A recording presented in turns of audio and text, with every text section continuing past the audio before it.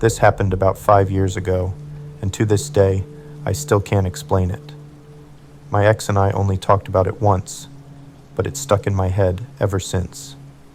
Back then, my girlfriend and I were hanging out at her friend's house. Her friend had a neighbor, a woman who gave off strange vibes. She had a sketchy background, possibly dealing with substance abuse issues, and just being around her made me uneasy. Sometimes, she'd come over to hang out, and even when nothing seemed outwardly wrong, her presence felt off. One night, we were sober, just chilling at her friend's place. My girlfriend and her friend were in the back room while I was sitting in the living room scrolling on my phone. Suddenly, I heard a knock on the sliding glass door. I turned to look. The porch light was on, but there was no one there, just a lit cigarette floating midair at eye level.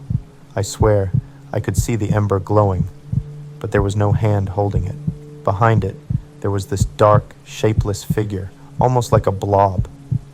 I froze for a second, trying to make sense of what I was seeing. Just then, her friend came down the hallway and opened the sliding door. The neighbor woman walked in like everything was normal. I told myself I must have been imagining things. The porch was well lit. Maybe it was just shadows playing tricks on me. But that nagging sense of unease didn't go away. A few hours later, things got weirder. The vibe in the house felt off, heavy, like the air was thicker somehow. I've always been pretty in tune with my surroundings, but this was different. It was like an invisible pressure weighing me down, especially when the neighbor was around. She eventually moved to the darkest corner of the living room, sitting in a chair that seemed to almost swallow her in shadows. My girlfriend's friend and I sat on the couch, the hallway light casting a faint glow into the room. The woman started talking, but her words didn't make any sense. It wasn't even a proper story, just random jumbled sentences. As she rambled, I started to feel weird. My thoughts became foggy, like my brain couldn't focus. I blinked, and when I looked back at her, her face had changed. It was longer, unnaturally stretched, with sharp angles and hollow eyes that seemed too dark for the dim room. Her mouth wasn't visible, just a deeper shadow on an already distorted face. It was like looking at something through almost total darkness, except the room wasn't that dark. I don't know how else to describe it, but her entire body seemed bigger, like a shadow was expanding around her.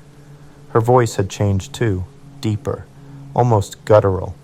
She wasn't making any sense, but her words felt like they were burrowing into my head. I couldn't move. I felt this overwhelming urge to protect my girlfriend, to stay mentally strong, like my thoughts alone were keeping something worse from happening. I didn't know if she saw what I was seeing or if I was just losing it.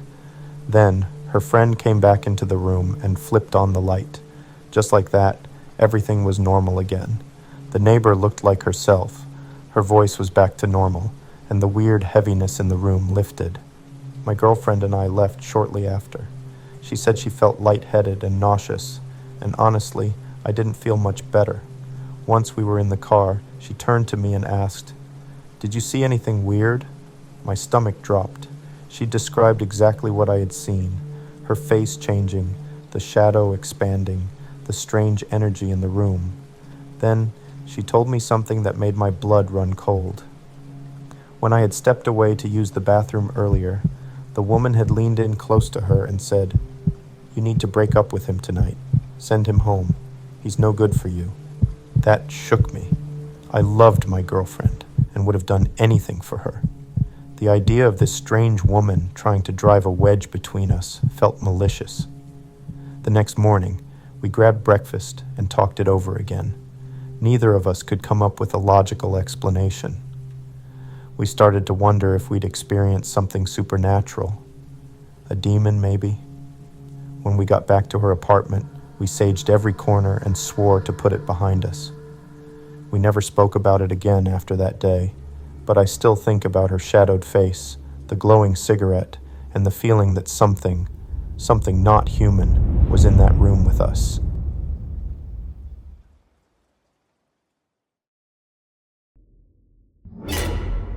I grew up in a family with strong beliefs about spirits, dark entities that could harm or torment people. We didn't talk about them often, but the stories were always there, lingering in the back of my mind. One weekend, my family and I stayed over at my aunt's house. From the moment we walked in, something didn't feel right. The air felt heavy, almost oppressive, but no one said anything. After dinner, I started to feel sick. My stomach churned painfully, but we laughed it off, blaming it on my aunt's cooking. It wasn't unusual for us all to share a room when visiting family, so that night we all crammed into one bedroom to sleep. Sometime after midnight, I woke up drenched in sweat. My stomach felt like it was being twisted in knots. The room was pitch black except for a faint light coming from the hallway. As I blinked, trying to focus, I noticed something out of place. In the corner of the room, near the closet, something was moving. At first I thought it was just a pile of clothes swaying in the draft, but as my eyes adjusted, I realized it wasn't clothes at all.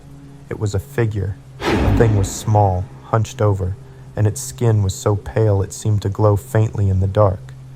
It wore a black dress that hung loosely over its frame, and its hair was long, impossibly long, reaching down to its knees. 2 strands of hair seemed to float, like they were alive. Its face, or what should have been its face, was smooth and blank, like a featureless mask. I couldn't move. My chest felt heavy, and my limbs were frozen. I wanted to scream, but my voice wouldn't come out. I finally forced myself to whisper, then shout, "Mom!" My voice cracked and sounded weak, but it was enough to wake her. I pointed frantically at the corner, but it was gone. There was no figure, no movement, just a jacket hanging on the closet door. The next morning, I told my family what I had seen. They brushed it off, saying it was just my imagination or maybe a trick of the shadows. But later, my sister pulled me aside. Her face was pale and her voice trembled as she spoke. "I saw something too," she said. While we were sleeping, I saw a dark figure walking around the room. I couldn't move either, but I swear, I heard Mom whispering, telling me to stay still. That same day, my mom admitted she had a strange dream that night. In her dream, she was drowning in an endless ocean. No matter how hard she tried, she couldn't sink or surface. When she woke up, her clothes were damp, like she'd been sweating, but cold to the touch. None of us could explain what had happened. We left my aunt's house early that morning, and no one wanted to talk about it on the ride home. To this day, we avoid spending the night there. It's easier to pretend nothing happened, but deep down, we all know something did.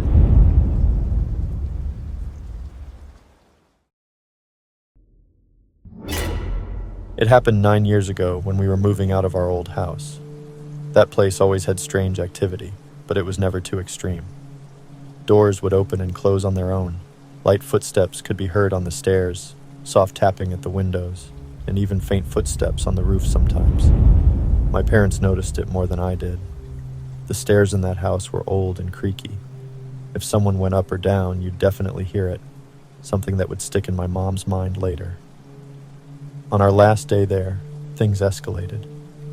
My mom was packing up the last few boxes and loading them into her car. She went back inside to do a final check to make sure nothing was left behind. My dad told her he was heading to the garage to grab the last of his tools and would be back in a few minutes. While my dad was outside, my mom went upstairs to check the bedroom. As she walked back toward the kitchen, she heard heavy footsteps coming up the stairs. They stopped at the top, and then a man's voice said, "Clear as day." "I don't think that's a good idea." She froze. It was my dad's voice. Confused, she called out, "What's not a good idea?" Silence. She asked again, louder this time. No answer. Growing annoyed, she walked to the stairs, expecting to see him standing there, but no one was there. The house was silent. Her confusion turned to unease. She hadn't heard anyone go back down the stairs, and with how noisy they were, she would have. A few moments later, the front door opened and closed. She turned around and saw my dad walking in, carrying a box. Still uneasy, she asked him, "What's not a good idea?" He looked at her, completely confused. "What are you talking about?" She explained what she had just heard. My dad's expression changed as he told her he hadn't been inside the house. He had been in the garage the entire time, loading his truck.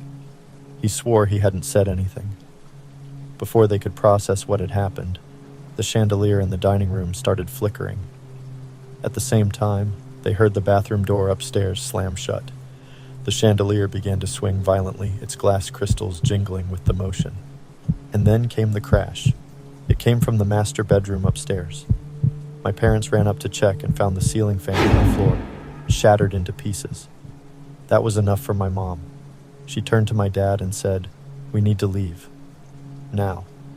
He didn't argue. They rushed out, locking the house up as quickly as they could.